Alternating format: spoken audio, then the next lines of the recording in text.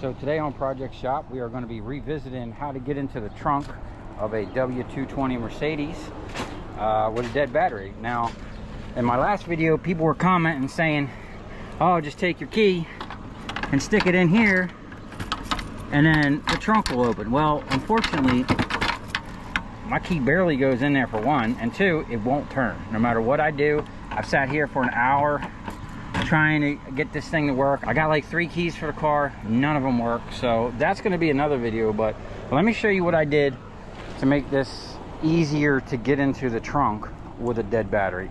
So first of all, since we can't open the car with the key fob, we got to use the little key here. So now that we got this open, my hood, as you can see, I messed up the paint. I have to stick my key in there to give a little upward pressure. We hear the click, that should have done it. There we go. Okay. In my last video, you'll see that I stuck a screwdriver all the way down there and touched the back side of the starter and then grounded my thing here. So what I did here is I recently just replaced the radiator, the intercooler pump for the supercharger, and the alternator. When I had the alternator out, because I don't know how long it's going to take me to fix the trunk, here was an easy fix. I ran a power cable right up here. So I have 12 volt I can tap into right here, you know. So what I'm going to do now is just put my battery charger on here, bring the battery back to life with a trickle charge, and then I'll come back here in a couple hours and pop the trunk. Okay, so I had the battery charger on here, but it actually was saying that it's a bad battery. Now, a lot of times these newer chargers, when a battery's completely drained down, it'll say that. And maybe I need to actually get back there and put the charger directly on the battery. So what I've done is just kind of rigged up another battery. And we're going to see if we can't get the trunk open. Yeah, now we got power in here. Let's see if this works. Oh, there it is. Now, something's up with this trunk. I gotta look into why it does this. I gotta come back here and actually hit the button. Oh, it's dead. Now, the whole reason I'm doing this is because this hydraulic is blown, I can't get this jack under here, and I don't have the original jack for this car. So I actually need to get in the trunk to get this. We're going to put this on here and hopefully jack the car up enough to get that under, and then I can see about getting the hose out. So now that I have this open, I'm actually going to pull this stuff out of the way and disconnect the battery and actually charge it right here and see if we can't bring that back up. That's a brand new battery. I mean, I'll take it back to Walmart if I have to, but yeah, it's crazy. I literally just bought that one for Pt.1. The original battery, or it wasn't the original, but the Mercedes battery that was in here was 7 years old before it finally went bad. I'm looking at that battery, man. It looks like it's all swelled up and puffed. I don't know. This battery might be cooked already. Huh? That's weird. We'll find out here in a minute. Okay, I went and disconnected the negative terminal so I can just charge the battery and not worry about the car trying to suck power down. And now what we're going to do is pull this off, and we're going to put this on there.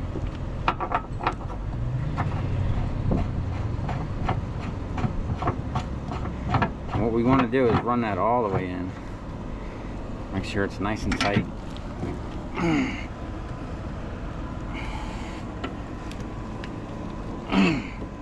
And then we're just going to put a little bit of upward pressure on there until we got enough clearance to get that jack up underneath the car. Okay, this is going to require 2 jacks, or if you had some blocks of wood, you can kind of get the car up and get it under there. But main thing is, because definitely we're on a hill, you want to chock the front tires. I got both of them chocked, because once we get the back end up off of the ground, this thing liable to just roll down the hill, and we don't want that happening. Especially because here soon I'm gonna have to get up underneath it. Look at this thing creeping. Oh, that's why I took the battery off. Okay, here we go.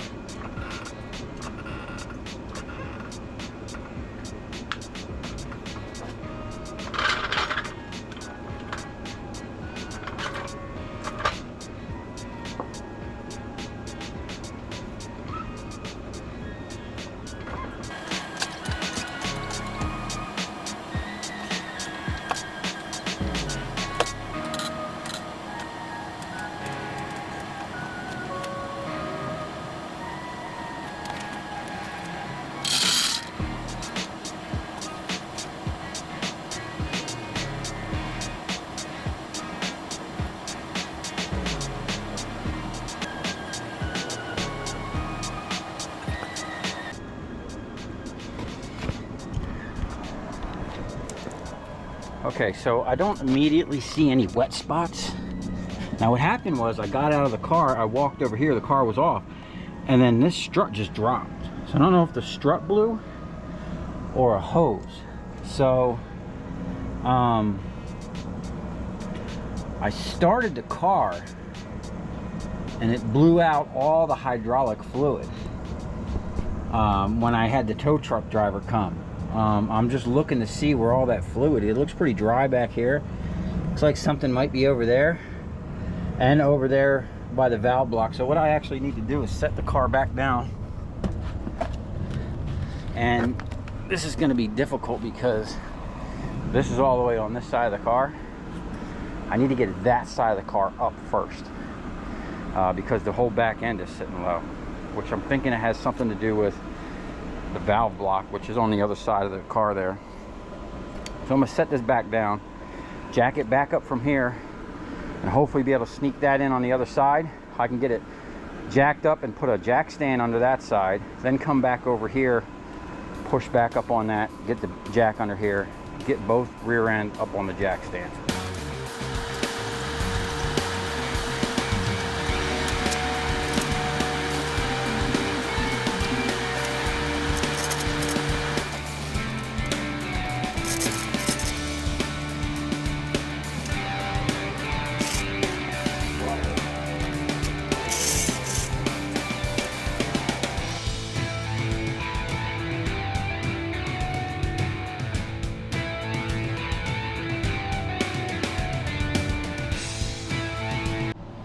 Okay, I got it up. Now when I jacked this side up the first time, when I set it back down, the car actually stayed up a little bit, so I was able to get the jack right out from underneath there, get the other side up high enough, and I worked it back and forth, like maybe 3 or 4 pumps on each side, because you don't want to jack one side way up high, you know, you want to jack it up kind of even. Now what I'm going to do is get some jack stands under there, because I'll never get under a vehicle with just a jack or just a jack stand.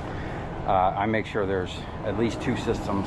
Now whenever I put a jack stand on asphalt, especially down here in South Florida where it's hot, and depending on how heavy your vehicle is, this stuff could sink right into the asphalt. So to prevent that, I always put down plates, and I like these, I've had these for years. I use these aluminum plates for 2 reasons. One, they're light and easy to move around. They're kind of thick, you can get your finger up under them.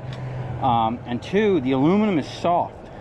So 1, it's going to grip, it's going to grab this better than a sheet of steel. It's not going to want to slip. And same thing when you put the thing on it. When you put pressure on that, it's kind of more grippy than, you know, you can already see it scratching in there, you know, so it's going to be less likely to slide around when you have weight on it. Rather than if you had a piece of steel here, it could be a nightmare. So we'll see if we can't get these up under there, and then I'll get up under there and see if I can't find some wet spots.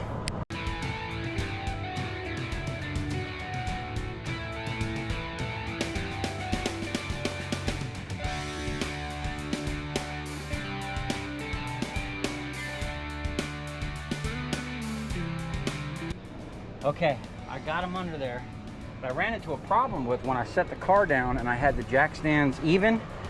That jack stand was pretty much floating, I could still move it around when I took the jack off, because this front end is actually sitting lower than the other front end, which could be the valve blocks leaking. You know, you can see this one's sitting higher. So what it was doing is it was leaning the car kind of down on that front side and keeping this back end up higher. So I just went one notch higher on this one, because we don't want all the weight on one jack stand. And now I have, I shook the car, pushed it forward, shook it sideways with just the jack stands, and then I just came back up and touched them with the actual jacks. And I like to throw a tire under there just to, you know, a little extra security. So now we're going to get up in here and look for some wet spots. So I was hoping I would see like a whole big bunch of wet spots and fluid everywhere back here, but honestly everything back here looks dry. Looks like last time I was under the car I forgot to put that cover back on. That's not good. But I don't see where fluid kind of blew out anywhere. It looks like I might have an exhaust leak right there. But other than that, everything looks pretty good. I think what I'm gonna have to do is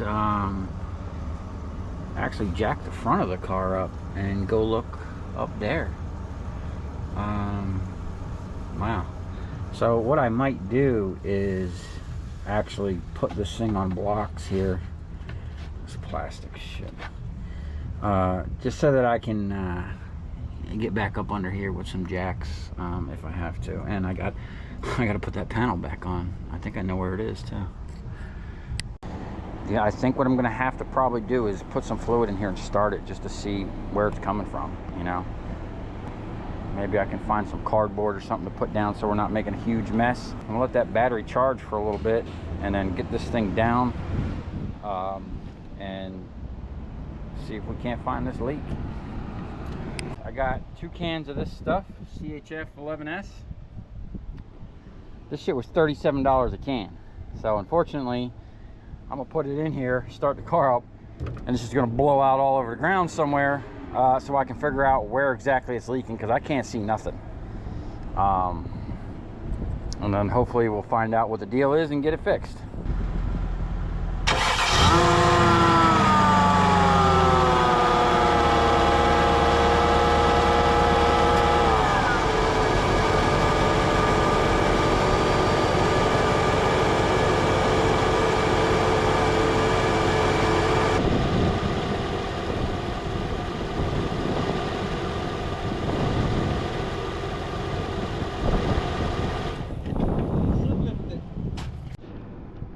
Okay, so that was uneventful. I think what the problem is, I actually have to put this in gear and move the car before the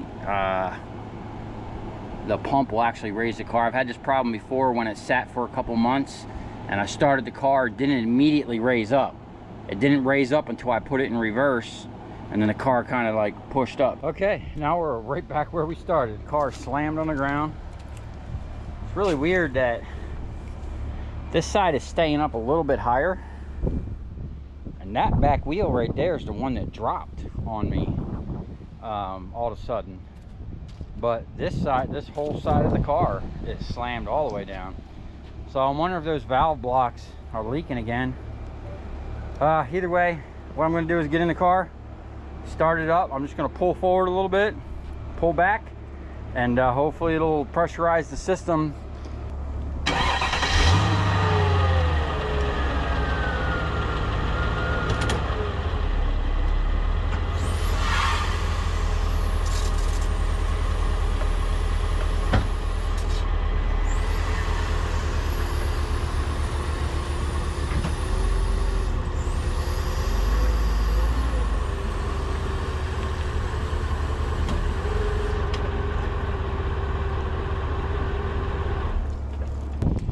The front raised up, so at least this side came up a little bit. Yeah, we got fluid. Okay, so it is back here somewhere. That's what I figured. It had to be back here somewhere that a line blew for that rear end. All right, so now I'm gonna jack the car up, get up under here. Let me move this back. Oh, it blew out all that fluid. Shit. We didn't do much with that cardboard. But at least I know, now I have an idea where to start looking. Okay, so it's kind of hard to tell. It's real dark under here, but I'm gonna assume it's the line coming from that wheel, because the valve block, what that does is, you know, these check valves hold pressure in the line so that the car doesn't drop. So the fact that the car dropped, that means the line going from the valve block to the thing must be ruptured somewhere. So I'm gonna get up under here, kind of figure out which line that is, and hopefully go from there. Now I have a jack stand, the jack, and a bunch of wood under here, because this is kind of sketchy getting up underneath this car. So let's see here. Shit dripping everywhere.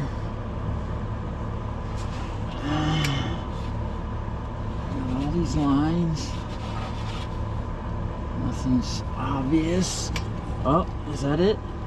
Oh, we got the culprit. Oh, yeah. Okay. So,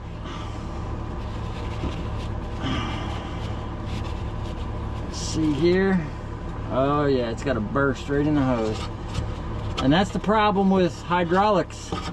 You get about 10 years out of them, you know, before you start having to replace things. It's hard to tell, but it looks like this is the line right here. I can feel wires coming out. It's kind of crazy that that burst like that. So that means we need to probably replace all the hydraulic hoses on this car, which is probably gonna suck. But, you know, I can't complain because it's a 16-year-old car, or 17 years old now, I think. And I know for a fact that, you know, hydraulic lines, especially down here in the Florida heat,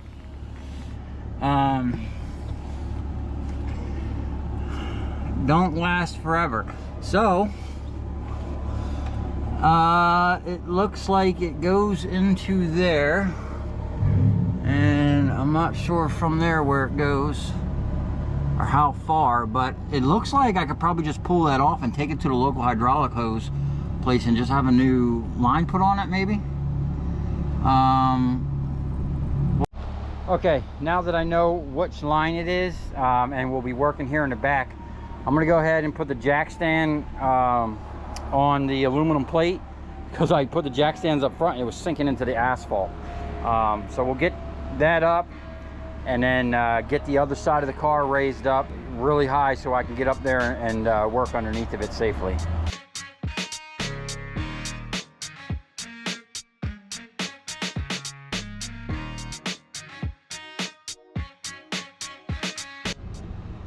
Okay, I got the car jacked up, you know, pretty high, and I am never one to just trust a jack stand or a jack.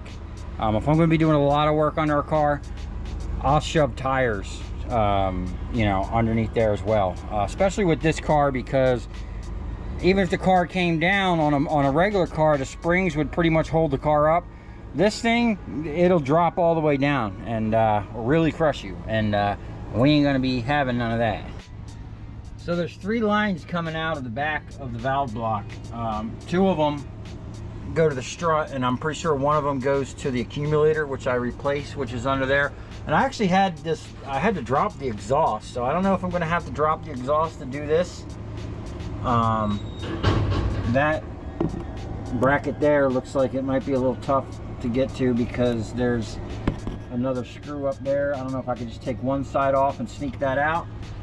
But let's crawl up under here a little more and see exactly what we're gonna have to do.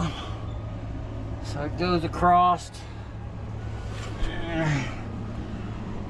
and let's see. I don't know where it goes from there. Damn. Looks like it snakes all the way up. It looks like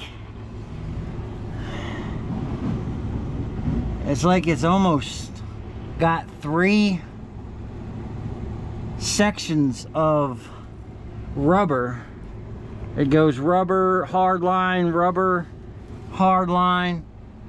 and then rubber. Definitely looks like this is going to be an involved process.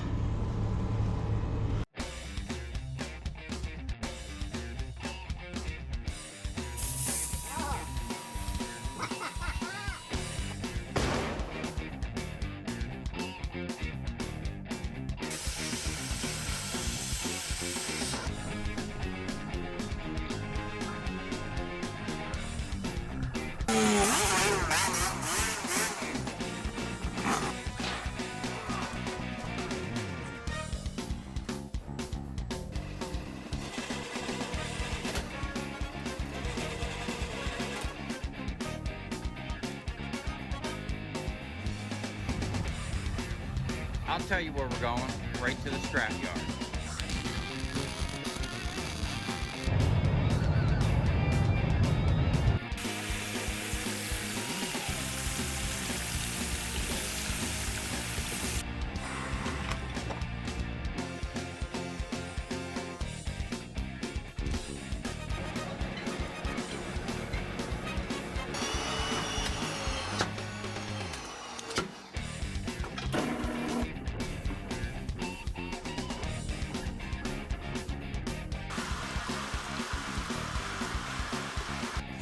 Watch it. Look, it's dancing. You ever seen your copper dance before?